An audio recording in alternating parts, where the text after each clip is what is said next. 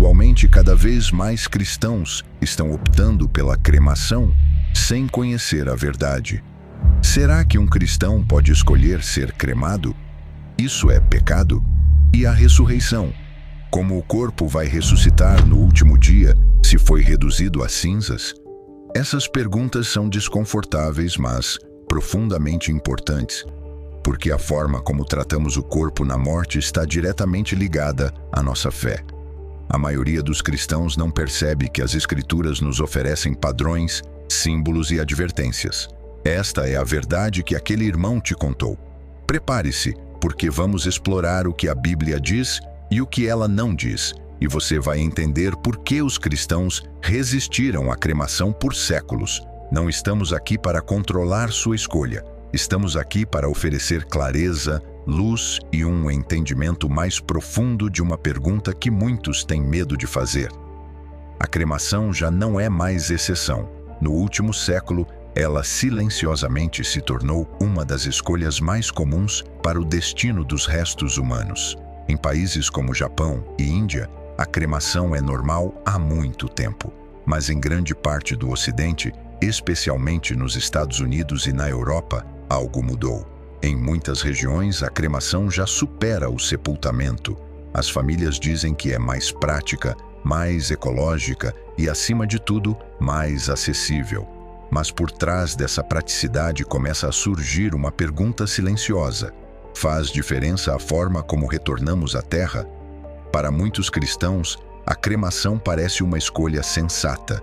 No entanto, por trás dessa lógica há um incômodo mais profundo. Por que, durante a maior parte da história cristã, os fiéis resistiram à cremação? Por que as Escrituras mostram repetidamente os servos de Deus sendo sepultados e não queimados? E por que a ressurreição do corpo continua sendo tão central para a nossa esperança? Talvez você mesmo já tenha sentido essa tensão. Você ouve as pessoas dizerem, é só um invólucro, mas algo dentro de você não se sente em paz com isso. Essa não é principalmente uma questão de dinheiro ou costume. É uma questão do que nossas escolhas revelam sobre o que cremos.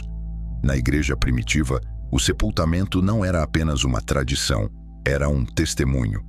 Os cristãos sepultavam seus mortos com reverência porque criam na ressurreição do corpo. Hoje, no entanto, a cremação é vista muitas vezes como algo neutro, uma decisão guiada por finanças ou conveniência. O sepultamento parece antigo, até mesmo um fardo. Mas será que nossa teologia mudou de fato? Ou será que simplesmente paramos de fazer essa pergunta? Pense em como os funerais mudaram. A espera sagrada foi substituída pela eficiência. Os rituais de velar, de orar, de retornar ao pó com dor e esperança foram encurtados ou perdidos. E nessa perda, algo mais profundo pode ter sido deixado para trás. Talvez você esteja se perguntando, ok, mas isso significa que a cremação está errada? Em instantes vamos analisar as passagens-chave que respondem a isso. Mas antes, se conversas como esta te ajudam a pensar biblicamente sobre a vida e a morte, inscreva-se no canal e curta o vídeo para não perder o que vem a seguir. Agora, antes de vermos diretamente o que as Escrituras ensinam, precisamos compreender o cenário atual. Só nos Estados Unidos, as taxas de cremação subiram de menos de 5% em 1960 para mais de 60% hoje. Em algumas regiões, passa de 80%. Para muitos, é uma questão de custo. O sepultamento pode custar milhares de dólares, enquanto a cremação é muito mais barata. Para outros, o apelo está no impacto ambiental. Evita-se o uso de fluidos de embalsamamento e o uso prolongado da terra. E há também quem apenas siga as tendências culturais. Se amigos e familiares escolheram a cremação, parece natural fazer o mesmo. Mas algo sagrado muitas vezes falta nessas decisões. O sepultamento nunca foi apenas sobre o corpo, era sobre retorno, sobre pertencimento, sobre o pó que retorna ao pó, não como um descarte, mas como um ritmo divino. Tu és pó, diz Deus em Gênesis 3:19, e ao pó tornarás. Esse retorno sempre foi mais que físico. Era uma aliança. Ser sepultado entre o seu povo, na terra da promessa, era declarar seu lugar na história de Deus. Pense em Abraão comprando um túmulo para Sara. Pense em José pedindo que seus ossos fossem levados para Canaã. Não eram decisões práticas, eram declarações de identidade, de fé, de confiança na ressurreição futura. Quando você ouve essas histórias, uma pergunta se impõe: o que as suas escolhas dizem sobre aquilo em que você crê? E o que significa o fato de que hoje muitos tomam essa decisão sem pensar teologicamente? A cremação representa sempre uma perda de sentido? Nem sempre. Mas ela nos convida a refletir. Porque quando a morte se torna uma transação, um serviço, uma decisão rápida tomada sob pressão, corremos o risco de esquecer o que nossos corpos um dia significaram. Esquecemos que o corpo foi criado à imagem de Deus, que foi chamado de bom, que foi habitado pelo Espírito e destinado à glória. Em termos simples, começamos a falar como a cultura, que a alma importa e o corpo é descartável, mas isso nunca foi o ensinamento cristão. O cristianismo nunca ensinou que o objetivo é escapar do corpo. Nossa esperança não é apenas que a alma suba aos céus.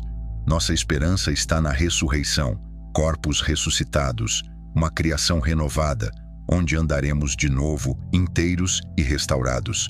E isso muda como enxergamos o corpo, mesmo na morte. Portanto, antes de perguntar o que a Escritura ordena, precisamos perguntar: o que a cremação moderna silenciosamente deixou para trás? Que significado se perdeu nas chamas? Para responder a isso, precisamos sair do presente e voltar às páginas antigas da Escritura. Isso é o que a Bíblia realmente diz sobre queimar o corpo. O fogo aparece, com frequência na Bíblia, mas raramente como um fim tranquilo e pacífico. Muito mais frequentemente, ele é sinal de juízo, de ira, de santidade consumidora. E quando observamos de perto as Escrituras, vemos que quando corpos humanos são queimados, quase sempre isso está ligado à vergonha, à crise ou ao castigo, não à morte comum e cheia de esperança. Vou te mostrar o que quero dizer. Em Josué, Texto 7, Acã desobedece à ordem de Deus, escondendo tesouros proibidos debaixo da sua tenda. Quando é descoberto, toda a sua família é apedrejada e depois queimada. O fogo ali não é para lembrança, é para vergonha e juízo. Em Levítico 20, lemos que o homem que se casa com uma mulher e com a mãe dela deve ser queimado com fogo.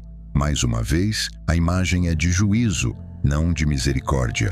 Em 1 Samuel 31, lemos sobre Saul, o primeiro rei de Israel. Depois de ferido em batalha, ele se lança sobre a própria espada. Os filisteus mutilam seu corpo. Seus homens, num ato desesperado de honra e proteção, recuperam seus restos e os queimam, provavelmente para evitar que seu cadáver fosse ainda mais profanado. E então, sepultam seus ossos. Mesmo aqui, queimar o corpo é uma resposta à tragédia, não um ritual pacífico de esperança. Então, o que fazemos com esse padrão? Nas Escrituras, as cenas de corpos queimados estão ligadas ao juízo, ao desastre ou a emergências, enquanto as mortes pacíficas entre o povo de Deus são marcadas pelo sepultamento. Isso não quer dizer que Deus não possa ressuscitar alguém que foi queimado. Significa que a linguagem bíblica sobre o corpo aponta fortemente em uma direção. E esse silêncio, a ausência de uma única cremação intencional e cheia de alegria na história bíblica, deveria, ao menos, nos fazer refletir. Você precisa se perguntar: por que as Escrituras mostram com tanta frequência o povo de Deus sendo sepultado, enquanto os corpos queimados aparecem apenas em momentos de juízo e crise? Será que esse contraste está nos ensinando algo sobre como Deus quer que pensemos sobre o corpo? Porque quando passamos das cenas de ira para os momentos de reverência e paz, encontramos algo diferente. Em Gênesis 3, Deus diz a Adão: do pó vieste e ao pó voltarás. O corpo é retratado como repousando na terra, retornando, dormindo no pó. Isso é mais do que linguagem poética.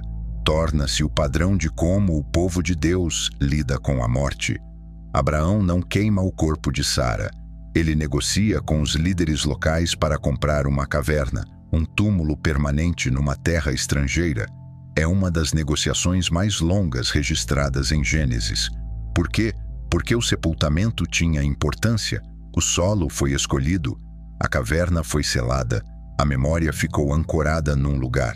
Depois os filhos de Jacó carregam os ossos de José para fora do Egito, até que sejam sepultados na terra prometida. Eles poderiam tê-lo cremado. Teria sido mais fácil, mas não fizeram isso. Suportaram seu peso por gerações, porque o sepultamento para eles não era descarte, era testemunho. E o testemunho era este corpo, quebrado, desgastado, voltado ao pó, um dia ressuscitará com o povo de Deus. Pense nisso. Por que o próprio Jesus foi sepultado? Por que seu corpo foi cuidadosamente colocado num túmulo emprestado, envolto em linho, ungido com especiarias, vigiado por soldados romanos? Se alguma morte era temporária, era a dele. Se alguém podia ter evitado o túmulo, era o Filho de Deus. Mas, em vez disso, ele foi sepultado com reverência, com intenção, porque a sua morte e o seu descanso se tornaram modelo para os nossos.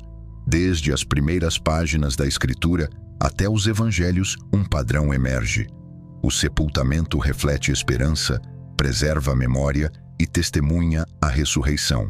Em contraste, a Bíblia nunca mostra a cremação sendo usada dessa forma. Quando pessoas são queimadas nas Escrituras, nunca é descrito como um ato pacífico de confiança em Deus.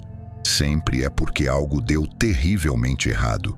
Isso não prova automaticamente que toda cremação moderna é pecado, mas serve como um alerta para não tratarmos o fogo como a imagem bíblica normal de uma morte fiel. Antes de tirarmos conclusões apressadas, precisamos refletir sobre esse contraste. Corpos queimados sob maldição ou crise, corpos sepultados sob promessa. A reverência no sepultamento, não apenas cultural, mas teológica. Um corpo sepultado é um corpo confiado.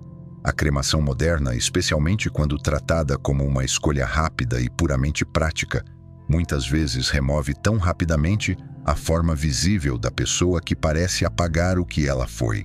E é aí que a tensão começa a crescer para muitos crentes, porque a grande esperança das Escrituras não é escapar do corpo, mas que o corpo será ressuscitado, restaurado, transformado.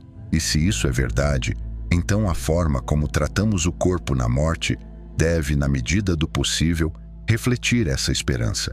Talvez o sepultamento não seja apenas uma tradição antiga, talvez seja um testemunho vivo que diz: este pó vai ressuscitar.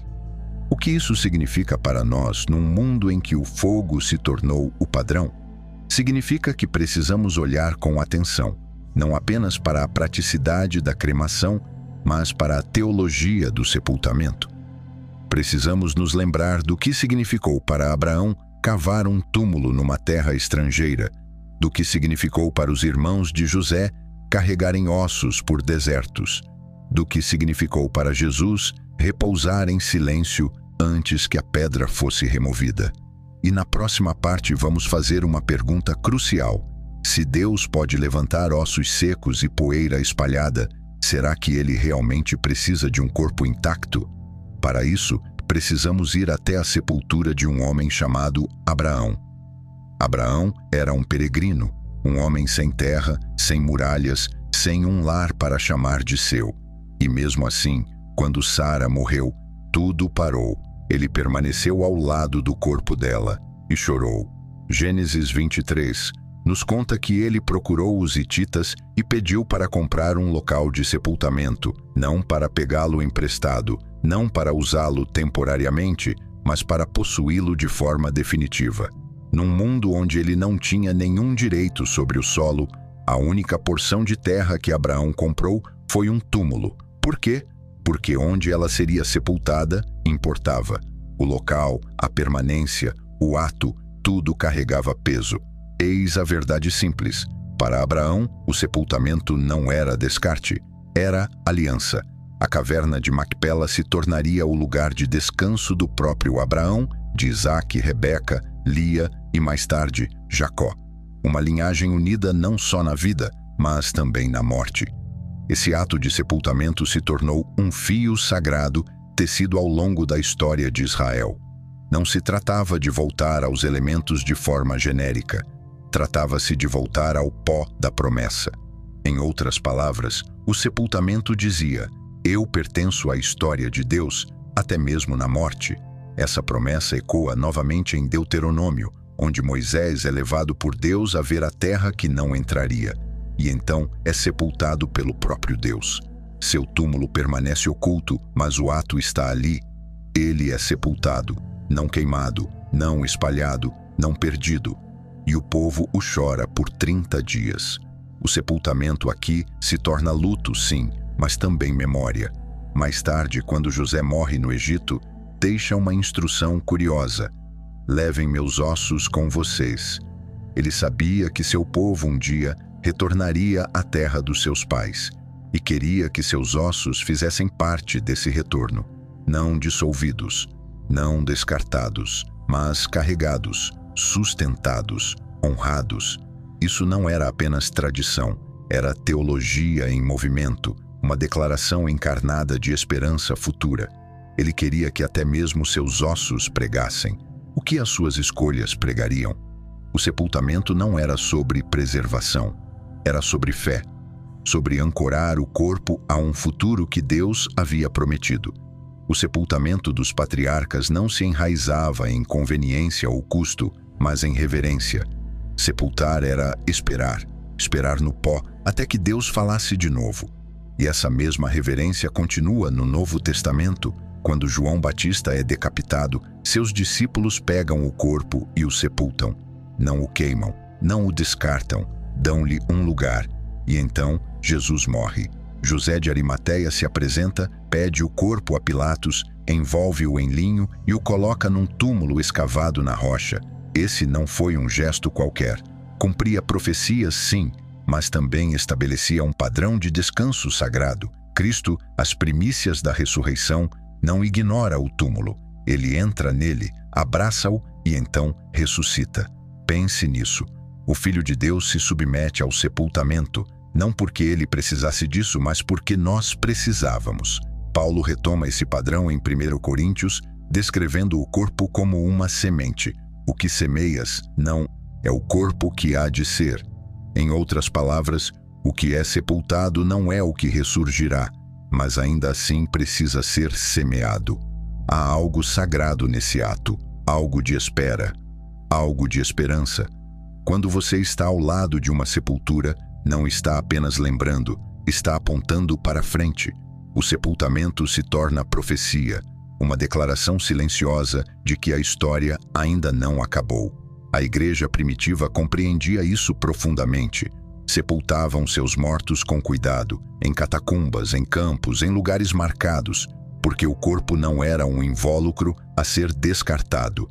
Era um templo que havia sido habitado pelo Espírito, um vaso moldado à imagem de Deus, e embora quebrado, não era sem valor. Claro, nem todo crente teve essa escolha. Alguns morreram em guerra, outros no mar, outros no fogo, não por vontade própria. E a misericórdia de Deus os sustém. Seu poder não é limitado pelas circunstâncias, mas quando a escolha é nossa, as Escrituras silenciosamente se inclinam em uma direção. Apontam para o túmulo, para a caverna, para a terra que recebe e se lembra. O sepultamento não é ordenado como lei, mas é modelado repetidas vezes como um ato de reverência e esperança. Quando sepultamos, dizemos algo sobre o corpo, dizemos que ele importava, dizemos que ele vai ressuscitar, dizemos que mesmo no silêncio, no pó, na escuridão, a história ainda não terminou. E se isso é verdade, então talvez o solo em si seja sagrado. Talvez cada sepultura seja um campo de sementes. E se o sepultamento é um testemunho, o que a ressurreição significa para aqueles cujos corpos nunca foram sepultados? O sepultamento nunca foi apenas uma tradição reverente. Foi um sinal, uma testemunha plantada no solo, declarando que a morte não é a palavra final. Quando o corpo desaparece, nós cremos que ele ressuscitará. Mas o que realmente queremos dizer com isso? E o que acontece quando o corpo é perdido, queimado, dissolvido, espalhado pelo vento ou engolido pelo mar? Talvez você mesmo já tenha se perguntado: será que Deus pode ressuscitar aquilo que nem conseguimos mais ver? Paulo enfrentou essas perguntas de frente. Em 1 Coríntios 15, ele fala a uma igreja confusa com o mistério da ressurreição do corpo. Mas alguém dirá, ele diz, como ressuscitam os mortos e com que corpo vem? Sua resposta vem da própria terra. O que semeias não nasce se primeiro não morrer. E o que semeias não é o corpo que há de ser, mas um simples grão. Na visão de Paulo, sepultar é plantar. O corpo não é descartado, ele é semeado, confiado à terra como semente debaixo do solo, não em desespero, mas em expectativa. E dessa terra algo maior se levanta, não menos físico, mas mais glorioso. É semeado em desonra, escreve Paulo, ressuscita em glória. É semeado em fraqueza, ressuscita em poder. É semeado corpo natural, ressuscita corpo espiritual. E o corpo espiritual não é etéreo ou como vapor. É um corpo moldado pelo Espírito de Deus, ainda real, ainda tangível, ainda nosso, mas curado, recriado, glorificado. Transformação, não evaporação. E ainda assim, mesmo com toda a clareza de Paulo, o medo persiste. A pergunta volta em silêncio. E se o corpo já não existir? E se foi engolido pelo fogo, perdido na guerra, decomposto em sepulturas esquecidas, reduzido a pó que ninguém consegue recolher? A ressurreição exige preservação. O vale dos ossos secos responde não. Em Ezequiel 37, Deus conduz o profeta a um vale cheio de ossos, espalhados, secos, sem vida. Filho do homem, Deus pergunta: poderão estes ossos reviver? E Ezequiel responde: ó Senhor Deus, tu o sabes. E Deus sabe. Ele ordena ao profeta que fale, e enquanto profetiza, os ossos se agitam, tendões se formam, a carne volta, o fôlego entra, a vida se levanta. Abrirei os vossos sepulcros, diz o Senhor, e vos farei sair deles, ó meu povo. Não é uma cena limpa. É um milagre feito de fragmentos, de perdas, de pó há muito esquecido. E ainda assim, Deus restaura. Veja, a ressurreição não depende do que conseguimos preservar. Ela depende do que Deus decide redimir. Nossos medos são moldados pelo que conseguimos segurar, sepultar, proteger. Mas o alcance de Deus vai muito além do que conseguimos salvar. Sua promessa não se baseia em condições, mas em sua palavra. Eu vos ressuscitarei, ele diz. Não se estiverem intactos, não se estiverem inteiros. Simplesmente, eu vos ressuscitarei. Pense nos mártires queimados na fogueira, nos crentes perdidos no mar ou engolidos por desastres, cujos corpos jamais foram encontrados. Será que Deus os perdeu? Será que Ele os esqueceu? Não. Seus nomes estão escritos no livro da vida do Cordeiro. Sua ressurreição não é impedida por fogo, pó ou tempo. Você não foi criado para viver com medo. Você foi criado para ressurgir em glória. A ressurreição não depende do método de sepultamento. Ela depende de Cristo. Mas isso não significa que o corpo seja irrelevante. O corpo importa porque faz parte da promessa, criado por Deus, redimido por Cristo, destinado à glória. É por isso que o sepultamento reverente carrega um poder simbólico tão forte. Ele espelha a semente, ele ecoa o túmulo de Cristo, ele ensina esperança em forma visível. Mas o poder por trás dessa esperança não está no solo, está na voz que chama a vida. Paulo escreve: a trombeta soará, e os mortos ressuscitarão incorruptíveis. Incorruptíveis, além da decomposição, além do dano, além da perda. O que o fogo destrói, Deus restaurará. O que o tempo dissolve, Ele chamará de volta. O que o mar consome, Ele trará de volta. Os átomos que um dia formaram seu corpo não estão perdidos para Ele. Assim, no fim, a tensão não se resolve em certezas humanas. mas no poder divino.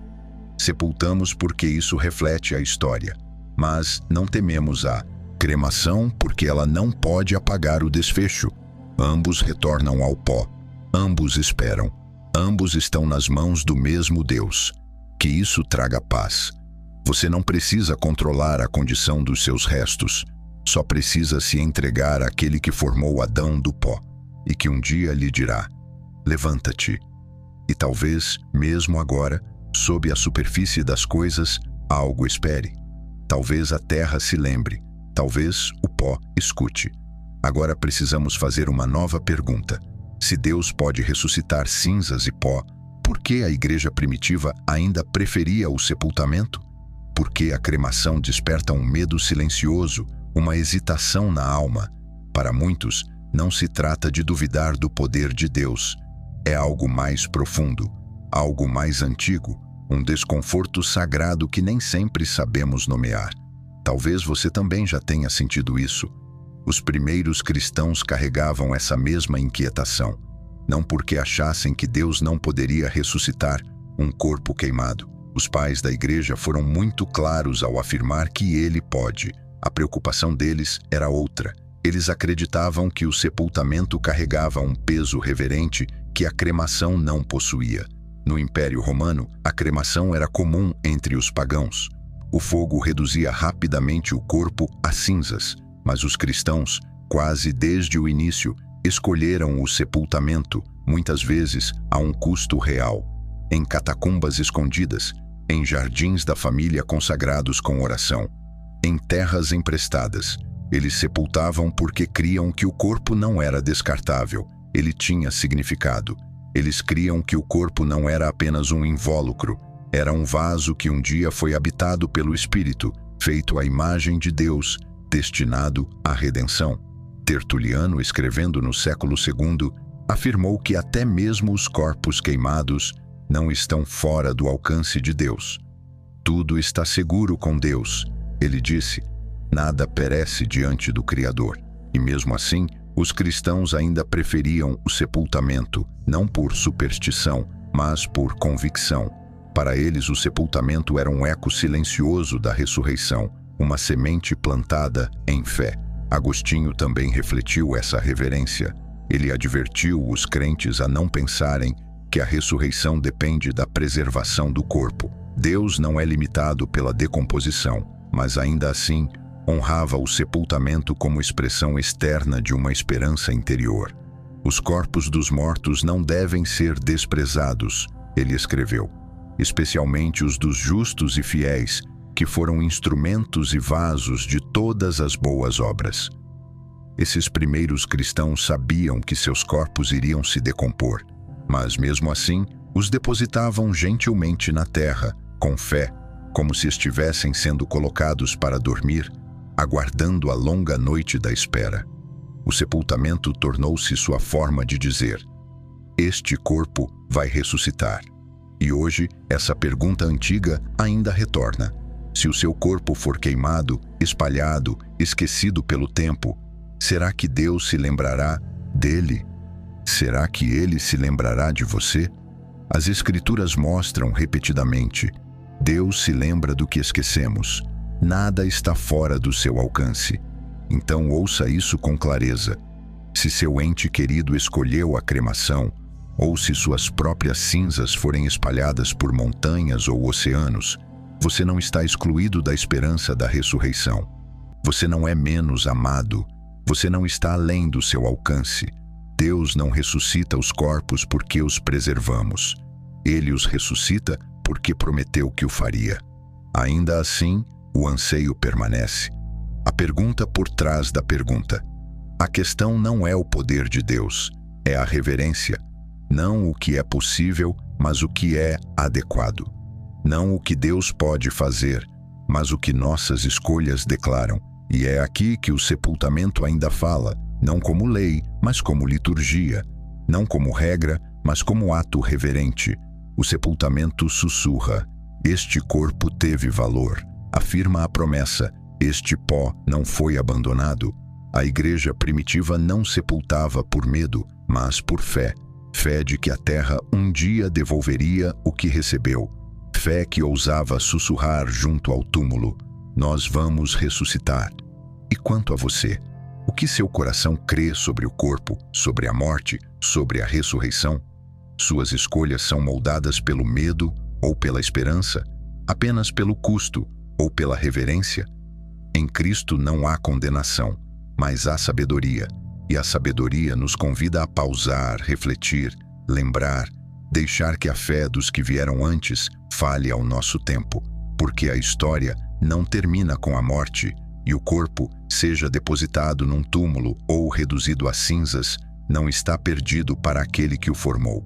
Ele se lembra de cada partícula, cada fôlego, cada nome, e quando ele chamar, nada permanecerá enterrado, nem o pó, nem os ossos, nem o medo. Para muitos crentes, a pergunta permanece em silêncio, como a nota final de um hino fúnebre. Se o sepultamento carrega tanto significado, então escolher outra forma desonra a fé que professamos? Será que nos aproxima demais de esquecer o que Deus revelou sobre o corpo? Essas não são perguntas simples. Carregam o peso do luto, da responsabilidade, do desejo de fazer o que é certo, e merecem uma resposta que traga paz, não culpa. A verdade é esta: as Escrituras nunca ordenam o sepultamento como lei, elas afirmam o sepultamento como tradição, o modelam em todas as gerações, o cercam de profundidade simbólica, mas nunca impõem essa prática como obrigação à consciência do crente. Em Romanos 14, Paulo escreve com ternura àqueles que lutam com questões de consciência. Um faz diferença entre dia e dia, outro julga iguais todos os dias. Cada um esteja plenamente convicto em sua própria mente. E então ele ancora toda a discussão com esta afirmação: quer vivamos, quer morramos, pertencemos ao Senhor. Esse é o pulsar da liberdade cristã, não uma licença para tratar o sagrado com leviandade, mas uma libertação do medo. Não somos regidos por rituais, mas guiados pela reverência. O sepultamento é o padrão. A cremação não é proibida. O que importa mais é o coração com que escolhemos. Na igreja primitiva, o sepultamento se tornou uma liturgia silenciosa de esperança. Mas mesmo naquela época, eles sabiam a verdade mais profunda. O poder de Deus não está limitado pelo fogo ou pela decomposição. Não importa o que a sepultura contenha, ela não pode conter as promessas de Deus. Então, ouça bem, especialmente se você perdeu alguém pela cremação ou está considerando essa opção. Você não está separado da esperança da ressurreição. Você não é infiel. A forma como você retorna à terra não determina o seu destino eterno. Cristo determina. Ainda assim, a reverência importa. É por isso que a igreja, mesmo afirmando a liberdade, fala com cuidado, porque ao lidar com o corpo, lidamos com aquilo que foi templo do Espírito Santo. Seja ao deitá-lo com ternura na terra, seja ao espalhar as cinzas com oração, o chamado é o mesmo: não fazer com pressa, mas com amor. A pergunta não é apenas o que é permitido, é o que melhor proclama o Evangelho, o que comunica a ressurreição, o que ecoa nossa esperança. Para alguns, o sepultamento sempre será o testemunho mais claro de que a morte não é o fim. Para outros, a cremação pode ser escolhida por necessidade, consciência ou paz. E nesses momentos o Espírito sonda o coração e a graça de Deus nos encontra ali. Mas não devemos esquecer a dignidade do corpo. Não devemos permitir que o custo ou a conveniência desgastem a reverência.